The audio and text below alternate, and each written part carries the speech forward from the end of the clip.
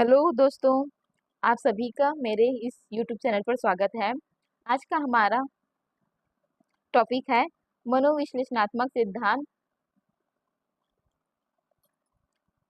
चलिए इस सिद्धांत को देखते हैं, उसके बाद इसके जो प्रश्न बनते हैं मॉक प्रश्न उसको देखेंगे।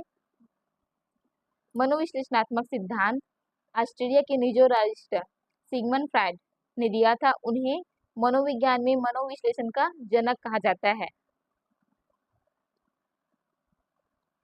फादर ऑफ साइकोएनालिसिस माना जाता है।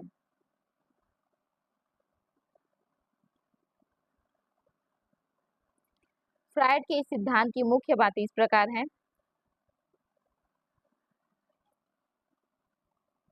मन की तीन अवस्थाएं होती हैं। इन्होंने मन की तीन अवस्थाएं बताई हैं, चेतन मन, अर्धचेतन मन और अचेतन मन। ये तीनों इसकी अवस्थाएं हैं।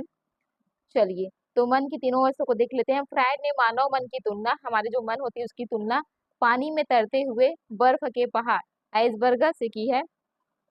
तो सिगमंड फ्रायड ने मन की तुलना एक तैरते हुए बर्फ के पहाड़ से की है और इसे तीन भागों में बांटा है, जिसे चेतन मन, अर्धचेतन मन और अचेतन मन कहते हैं। चेतन मन, कॉन्शियस माइंड, यह मस्तिष्क की जागृत अवस्था है जो कुल मन का 10%, जो 100 भाग होता है उसका 10% केवल 1/10 भाग मतलब होता है। इसमें वर्तमान के विचार शामिल होते हैं। जो वर्तमान में हम सोचते हैं वही सब विचार इस 10% भाग चेतन मन में होते हैं। अर्धचेतन मन, सब कॉन्शियस या प्री कॉन्शियस माइंड, यह चेतन और अचेतन के बीच की अवस्था है। ये चेतन मन और अचेतन मन दोनों के बीच की अवस्था है अर्धचेतन मन। इसमें बातें तुरंत याद तो नहीं आती है, लेकिन थोड़ा देर बाद याद आ जाती है। देखिए कभी कभी होता क्या है कि हमें जो सही स्थिति रहती है उस समय बात याद नहीं आती, लेकिन कुछ समय बाद उस बात को हम याद कर लेते हैं। तो यही जो अवस्था होती है वो अर्धचेतन की अवस्था होती है। अचेतन मन, अनकॉन्शियस माइंड, यह मन का सबसे बड़ा भाग 90% या 9/10 भाग होता है। इसमें मनुष्य की दमित इच्छाएं, कटु यादें और अनैतिक विचार छिपे रहते हैं, जो व्यक्ति के व्यवहार को सबसे ज्यादा प्रभावित करते हैं। तो सबसे ज्यादा 90% भाग अचेतन मन होता है।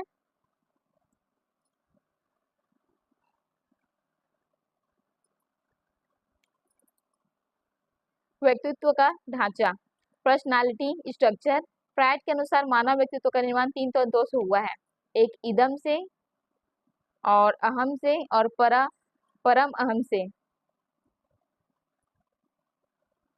चलिए तो ईद, यह पूरी तरह अचेतन होता है और सुखवादी सिद्धांत प्लेजर प्रिंसिपल पर काम करता है। तो जो हमारा इदम होता है, इन इदम वाला जो व्यक्तित्व होता है वो सुखवादी सिद्धांत का काम करता है और यह बिना किसी नियम या नैतिकता के अपनी इच्छाओं की तुरंत पूर्ति करता है। तो यह बिना नियम या नैतिकता के आधार पर काम नहीं करता, बल्कि अपनी इच्छा के लिए नियम को नहीं देखता और अपनी इच्छा की तुरंत पूर्ति करता है। नेक्स्ट है ईगो, अहम, यह वास्तविकता के सिद्धांत रियलिटी प्रिंसिपल पर काम करता है। यह इदम की इच्छाओं और वास्तविक दुनिया के नियमों के बीच की संतुलन बनाने का प्रयास करता है।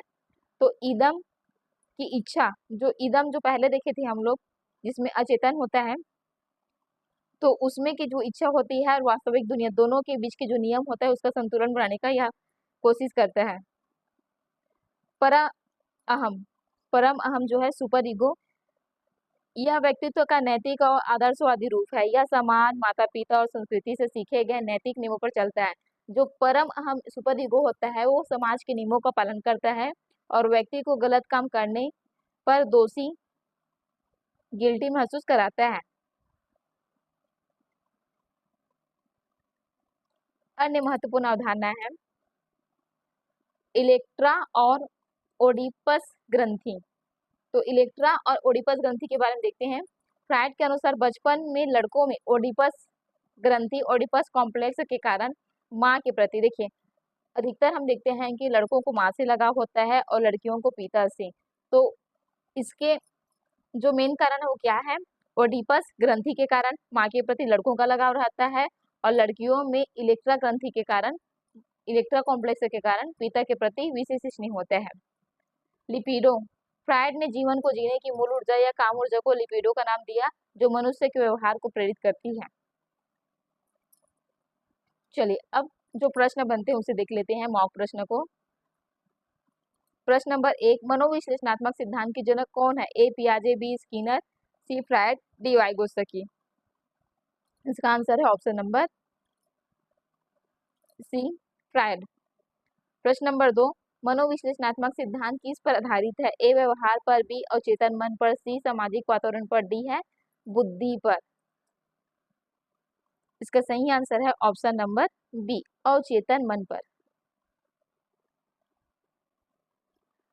प्रश्न 3, फ्रायड के अनुसार व्यक्तित्व का कौन सा भाग नैतिकता से संबंधित है? ए इड से, बी युगो से, सी सुपर युगो से और डी है इंस्टिंक्ट से। इसका सही आंसर है option number C super ego से। प्रश्न 4, इड किस सिद्धांत पर कार्य करता है? ए वास्तविकता सिद्धांत पर, बी नैतिक सिद्धांत पर, सी सुख का सिद्धांत पर और डी है अधिगम सिद्धांत पर। तो इसका सही आंसर ऑप्शन नंबर सी सुख सिद्धांत पर। देखिए, वास्तविकता का सिद्धांत जो ईगो है वो काम करता है, और नैतिक सिद्धांत जो नियम कानून को मानता है वो सुपर ईगो है। बच गया ईड, तो ईड है जो सुख का सिद्धांत है। प्रश्न नंबर 5, ईगो किस सिद्धांत पर कार्य करता है? ए सुख के सिद्धांत पर, बी वास्तविकता सिद्धांत पर, सी नैतिक और डी है अनुकरण सिद्धांत पर। तो इसका सही आंसर है ऑप्शन नंबर बी वास्तविकता के सिद्धांत पर। प्रश्न नंबर 6, सुपर ईगो का संबंध किससे है? ए इच्छाओं से, बी नैतिक मूल्य से, सी कल्पना से, डी तनाव से। तो यहाँ सुपर ईगो जो नियम कानून को मानता है, तो इसका सही आंसर होगा ऑप्शन नंबर बी नैतिक मूल्य से।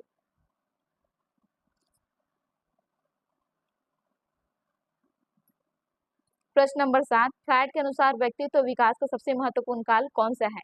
ए किशोरावस्था, बी है प्रौढ़ावस्था, सी बाल्यावस्था और डी है वृद्धावस्था। इसका सही आंसर है ऑप्शन नंबर सी बाल्यावस्था।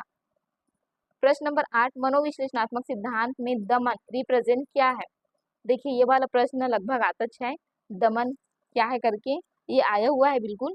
प्रश्न ऑप्शन है ए सीखने की प्रक्रिया, बी रक्षा तंत्र, सी प्रेरणा और डी है बुद्धि परीक्षण। इसका सही आंसर है ऑप्शन नंबर बी रक्षा तंत्र। जो दमन है वो रक्षा तंत्र है, इसके बारे में बाद में और डिटेल से देखेंगे। प्रश्न 9, निम्न में से कौन रक्षा तंत्र नहीं है? ए दमन, बी प्रक्षेपण, सी तर्क संगतता और डी है अनुबंधन। इसका सही आंसर है ऑप्शन नंबर डी अनुबंधन। देखिए, ये तीनों रक्षा तंत्र संबंधित है, दमन, प्रक्षेपण और तर्क संगतता, और ये जो अनुबंधन है ऑप्शन नंबर डी ये नहीं है, तो इसका आंसर ऑप्शन नंबर डी है। प्रश्न 10, फ्रायड ने व्यक्तित्व को कितने भागों में बांटा है? ए 2, बी 3, सी 4 और डी है 5। इसका सही आंसर है ऑप्शन नंबर बी 3 भागों में बांटा है व्यक्तित्व को। प्रश्न नंबर 11, अवचेतन मन की अवधारणा किसने दी? ए वाटसन ने, बी फ्रायड ने और सी है पावलोव ने और डी है थायरडाइक ने। इसका सही answer option number B Freud ने। प्रश्न 12,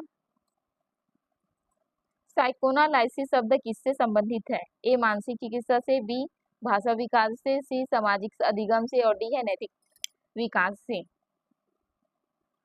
इसका सही आंसर है ऑप्शन नंबर ए मानसिक चिकित्सा से। देखिए, हम लोग मनोविश्लेषण का सिद्धांत पढ़ रहे हैं, तो ये मानसिक से संबंधित है, तो इसका सही आंसर ऑप्शन नंबर ए। प्रश्न नंबर 13, फ्रायड के सिद्धांत में इच्छाओं का भंडार किसे कहा जाता है? ए ईगो को, बी सुपर ईगो को, सी इड को और डी है कॉन्शियस माइंड को। इसका सही आंसर है ऑप्शन नंबर सी इड को, इच्छाओं का भंडार। प्रश्न 14, ईगो का कार्य क्या है? ए नैतिक शिक्षा देना, बी इच्छाओं को नियंत्रित करना,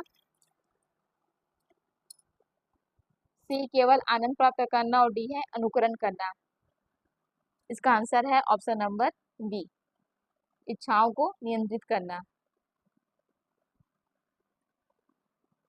प्रश्न 15, रक्षा तंत्र का उपयोग क्यों किया जाता है? ए सीखने के लिए, बी तनाव कम करने के लिए, सी खेल के लिए और डी है भाषा विकास के लिए। इसका सही आंसर है ऑप्शन नंबर बी, तनाव कम करने के लिए। प्रश्न 16, फ्राइड के अनुसार मानव व्यवहार मुख्यतः किससे प्रभावित होता है? ए समाज से, बी परिवार से, सी अवचेतन इच्छाएं से और डी है विद्यालय से। इसका आंसर है ऑप्शन नंबर सी, अवचेतन इच्छाएं।